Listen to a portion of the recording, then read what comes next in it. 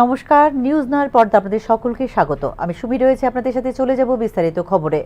অতি সত্বর ফলাফল প্রকাশের দাবিতে শিক্ষা ভবনে বিক্ষোভ প্রদর্শন করল 2022 সালের এসটিজিটি পরীক্ষার্থীরা। এই ক্ষেত্রে ফলাফল প্রকাশ করে দ্রুত নিয়োগ প্রক্রিয়া সম্পন্ন করার দাবি জানায় তারা।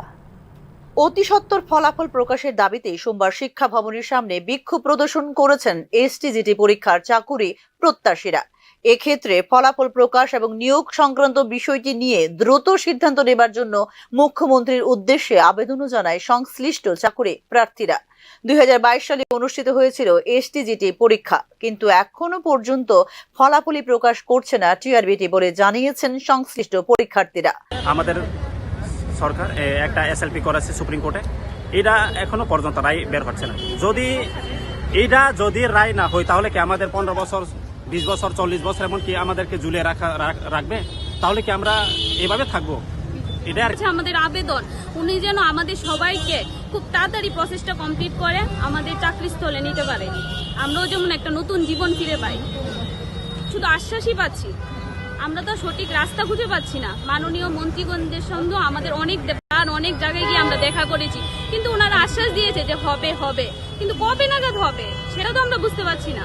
আমাদের মধ্যে অনেক আছে ওভারএজ হয়ে গেছে, ওরা তো আর এক্সামও দিতে পারবে না, তাহলে ওদের কি হবে?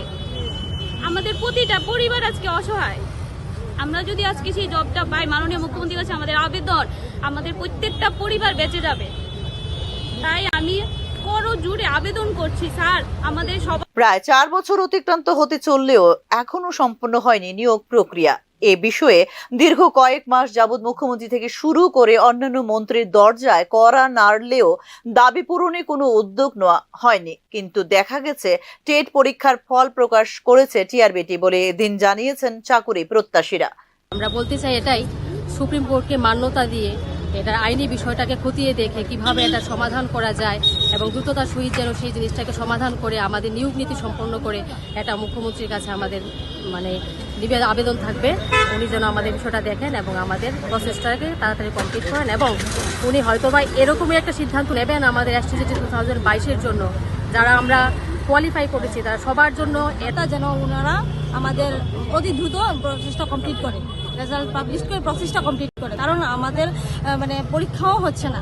আমরা পরবর্তী যে যারা আছে তারা পরীক্ষাতেও বসতে পারছে না এই প্রসেসটার জন্য।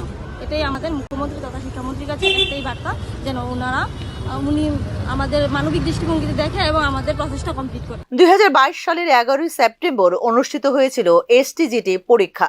232টি আসনের জন্য মোট 30টি কেন্দ্রে গ্রহণ করা হয়েছিল এই পরীক্ষা।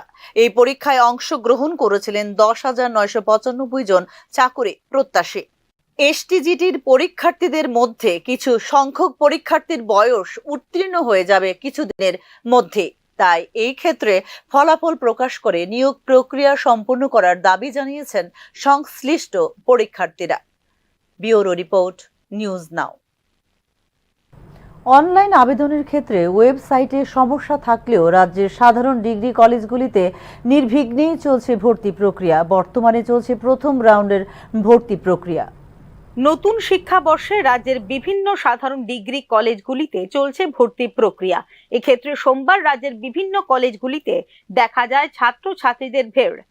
ভর্তির ক্ষেত্রে সিনিয়র দাদা দিদিরা সহায়তা করছেন বলে প্রতিক্রিয়ায় জানিয়েছে ভর্তি হতে আসা ছাত্রছাত্রীরা। কতটুকু সহায়তা করছে? ভালো, অনেক ভালো। কোন স্কুলে? আমি Khudiram Bose medium school. Arts নিয়ে পড়াশোনা করবে না? হ্যাঁ। কি নিয়ে পড়াশোনা করবে এখানে? ইচ্ছা তো ছিল সাইকোলজি, কিন্তু এখানে পলিটিক্যাল সায়েন্স নিয়েছি। পড়াশোনা নিয়েছো। কলেজে দাদাদের কেমন হেল্প করছে? অনেক বেশি। আর কি লাগছে এমনি ভর্তি হতে? অ্যাডমিট কার্ড, ক্লাস 10 আর 12-এর মার্কশিট, 10 আর 12-এর, আর পিআরটিসি ছবি। স্কুলে তো সবসময় পড়াশোনা করেছো, আর কলেজে আসতে মানে এটা কেমন লাগছে? কলেজে এক্সাইটমেন্ট তো হচ্ছে, কিন্তু জানি না আগে কি হবে। আর কোনো রকম অসুবিধা? ভালো লাগছে, দাদারা আমাদেরকে ভর্তি হওয়ার সময় হেল্প করতেছে, এরপরে যে ম্যাম তারা আছে তারাও হেল্প করতেছে আমাদেরকে। আচ্ছা, কোন স্কুলে পড়াশোনা করেছো? রাজশাহী কলেজে বিলিনিয়া সাউথ থেকে। মানে কলেজে তো প্রথমবার আসলে? হ্যাঁ। মানে আসাতে পরিবেশ শেষ পর্যন্ত বসে রইলে দেখলে কেমন লাগছে? ভালো লাগছে, অনেক সুন্দর লাগছে। ভর্তি হবে তো আজ? হ্যাঁ। মানে কি কাগজপত্র নিচ্ছে তারা? পিআরটিসি 10-এর এবং 12-এর এডমিট, এরপরে মার্কশিট, ফটো। কলেজের ছাত্র দাদা দিদিরা মানে কেমন হেল্প করছে? অনেক প্রচুর হেল্প করছে। মানে কোনো রকম অসুবিধা না না মানে কলেজে ঢুকা আসার জন্য? না। পূর্বসূরিদের পদাঙ্ক অনুসরণ করে ভর্তি হতে আসা নবীনদের সহায়তা করা হচ্ছে বলে এদিন জানিয়েছেন বিভিন্ন কলেজের সিনিয়র ছাত্রছাত্রীরা। আপনারা সবাই জানেন আমাদের বিবিএমসি কলেজে এডমিশন শুরু হয়েছে, আরও বিভিন্ন কলেজে শুরু হয়েছে। আমাদের কলেজে গত 13 তারিখ থেকে শুরু হয়েছে এডমিশন। আমরা সবাই ফার্স্ট সেমিস্টারের, আমি সেকেন্ড সেমিস্টার, এখন নতুন যারা আসছে সবাইকে সাহায্য করছি। আমাদের সময় ওরা, আমাদের সিনিয়র দিদিরা সবাই আমাদের সাহায্য করেছেন। এডমিশনের জন্য লাগছে 12-এর মার্কশিটটা চেক করছে, যে কার ফর্মটা অনলাইনে ওরা ফিল আপ করেছে ওইটা দেখছে, ফটো লাগছে, বিভিন্ন যেরকম প্রসেস থাকে বিভিন্ন সব কিছুই চলছে। আমরা সবাই ওদের সাহায্য করছি, ওরা আমাদের শেখাচ্ছে। কতদিন চলবে ভর্তি প্রক্রিয়া? বর্তমানে চলছে প্রথম রাউন্ডের ভর্তি প্রক্রিয়া। 18 তারিখের পর থেকে শুরু হবে দ্বিতীয় রাউন্ডের ভর্তি প্রক্রিয়া বলে এদিন জানিয়েছেন রাজধানীর বীর বিক্রম মেমোরিয়াল কলেজের কর্তৃপক্ষ। এক্ষেত্রে পর্যাপ্ত আসন রয়েছে বলেও জানিয়েছেন কর্তৃপক্ষ। প্রথম দিন অ্যাকচুয়ালি আমাদের ভর্তি প্রক্রিয়া শুরু হয়েছে 13 জুন 2025 থেকে, আর 18 তারিখ থেকে, মানে 13 থেকে 18 তারিখ পর্যন্ত আমাদের ফার্স্ট রাউন্ডের অ্যাডমিশন চলছে। এখন আমাদের সিট ক্যাপাসিটি হচ্ছে 1800। তো এর মধ্যে যদি আমাদের 18 তারিখের মধ্যে পুরোটা প্রক্রিয়া, মানে ভ্যাকেন্সি যদি না থাকে তাহলে 18 তারিখেই শেষ হয়ে যাবে। আর যদি ভ্যাকেন্সি থাকে তাহলে আমরা 19 তারিখ সেকেন্ড রাউন্ডের জন্য লিস্ট পাবলিশ করব।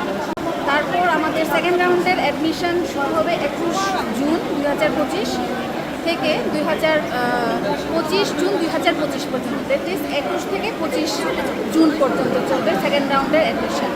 তারপর যদি আমাদের ভ্যাকেন্সি থাকে সেটা আমরা পাবলিশ করবো 27 তারিখ। এর পরবর্তী মানে যে স্টেপগুলো সেগুলো আমাদের হায়ার এডুকেশন থেকে যা জানানো হবে সেই অনুসারে আমরা ইয়ে করবো। আমাদের নেক্সট যে ফার্স্ট সেমিস্টার স্টুডেন্টদের কাছে রিকোয়েস্ট থাকবে, যেহেতু একটা ওয়েবসাইট রিলেটেড সমস্যা আছে, কাইন্ডলি কলেজে এসে আমাদের লিস্টগুলো দেখে তারপর তারা যেন ভর্তিতে অংশগ্রহণ করে। সিট ক্যাপাসিটি কেমন, গতবার কেমন নিয়েছে বা এবার কেমন হতে পারে? সিট ক্যাপাসিটি তো গতবার যেটা ছিল এবারও কাছাকাছি আছে। সিট ক্যাপাসিটিতে তেমন কোনো সমস্যা নেই। আমাদের 1920 সব মিলিয়ে, সবগুলো মেজর মিলিয়ে আমাদের 1920 সিটস আমাদের কাছে আছে। রাজ্যের জেনারেল ডিগ্রি কলেজগুলিতে প্রধান বিষয়গুলিতে মোট ভর্তির ক্ষমতা প্রায় 31,945 জন, কিন্তু কিছু কলেজে এবং কিছু বিষয়ে চাহিদা কম এবং আসন খালি থাকে। অন্যদিকে কিছু বড় কলেজ এবং আগরতলা ভিত্তিক কলেজগুলিতে ভর্তির এবং বিষয়গুলির ক্ষেত্রে চাহিদা রয়েছে প্রচুর। ইতিহাস, রাষ্ট্রবিজ্ঞান, শিক্ষা, বাংলা, ককবরক এবং ইংরেজির মতো বিষয়গুলির চাহিদা অন্যান্য বিষয়ের তুলনায় বেশি। এই বিষয়টি বিবেচনা করে এবং মেধা ভিত্তিক ভর্তি এবং স্বচ্ছতা নিশ্চিত করার জন্য এই বছর সম্পূর্ণ ভর্তি প্রক্রিয়া অনলাইনে সম্পন্ন করা হবে ভারত সরকারের সমর্থ পোর্টালের মাধ্যমে। এক্ষেত্রে নির্দেশ দিয়েছে ত্রিপুরা বিশ্ববিদ্যালয় এবং ভারত সরকারের শিক্ষা মন্ত্রণালয়। তবে বর্তমানে এই অফিসিয়াল ওয়েবসাইটে দেখা দিয়েছে কিছু সমস্যা। তবে সার্বিক পরিস্থিতিতে মোটামুটি নির্বিঘ্নেই চলেছে ভর্তি প্রক্রিয়া। ব্যুরো রিপোর্ট, নিউজ নাও। যাতায়াতের একমাত্র চাবিকাঠি আজ বিপদের মুখে। বেহাল দশায় পড়ে আছে কৈলাসহরের গৌরনগর ব্লকের দেওরাছড়া এডিসি ভিলেজের বাগাছড়া গ্রামের রাস্তাটি। হয়েছে শুধুই ছোট্ট একটি ইট সোলিং রাস্তা, নেই ছড়ার উপরে তৈরি কোনো স্টিল ব্রিজ বা কালভার্ট। তাই জীবনের ঝুঁকি নিয়ে চলতে হচ্ছে 8 থেকে 80 ঊর্ধ্ব সকলের। বিগত কয়েক দিনের বৃষ্টিতে বেহাল দশায় মুখ থুবড়ে পড়ে রয়েছে রাস্তাটি। গ্রামের রাস্তাটি যখন একমাত্র চাবিকাঠি, তাহলে কেন নেওয়া হচ্ছে না কোনো পদক্ষেপ? এই প্রশ্ন চিহ্নটি এখন এলাকাবাসীদের মধ্যে। স্থানীয় প্রশাসনকে জানালেও নীরব দর্শকের ভূমিকায় পালন করছেন প্রশাসন বলে জানান এলাকাবাসী। অবিলম্বে রাস্তাটির সংস্কার না হলে বৃহত্তর আন্দোলনের হুমকিও দিলেন এলাকাবাসী। স্বভাবতই ঘটনাটিকে কেন্দ্র করে স্থানীয় এলাকাবাসীদের মধ্যে ক্ষোভের সঞ্চার ঘটছে। কি করবেন প্রশাসন এখন সেটাই দেখার। এইখানে একটা রাস্তা নাই, একটা ফুলের কোনো ব্যবস্থা নাই। এখানে আমরা যাতায়াত করি সরার দিকে গেলাম, একটা জয়েসও আসিল, এটাও ফ্লাড আইলে ফালাই দেয়। যেমন স্কুলের যে ছাত্রছাত্রীরা আছে এরাও মানে ফ্লাড হয়ে গেলে, বৃষ্টি হয়ে গেলে আর যাইতে পারে না, এদিকে কোনো যাওয়ার কোনো ব্যবস্থা নাই। এইটাও আমরা মানে অনুরোধ করি ওরা দয়া করে যদি বিডিও স্যার এসডিএম স্যারে আমরা এটার ওখানে একটা ব্যবস্থা করুন বা ওই যে গ্রামের যে রাস্তাগুলাতে মাটি দশ পড়িয়া ভাঙিয়া নিছে আমরা কোনো মুহূর্তে যাতায়াত করতে পারলাম না রাস্তার দিকে। তো এই যে এখনকার মতো সংবাদ এই পর্যন্তই। পরবর্তী সংবাদ দেখতে চোখ রাখুন নিউজ 9 পর্দায়। নমস্কার।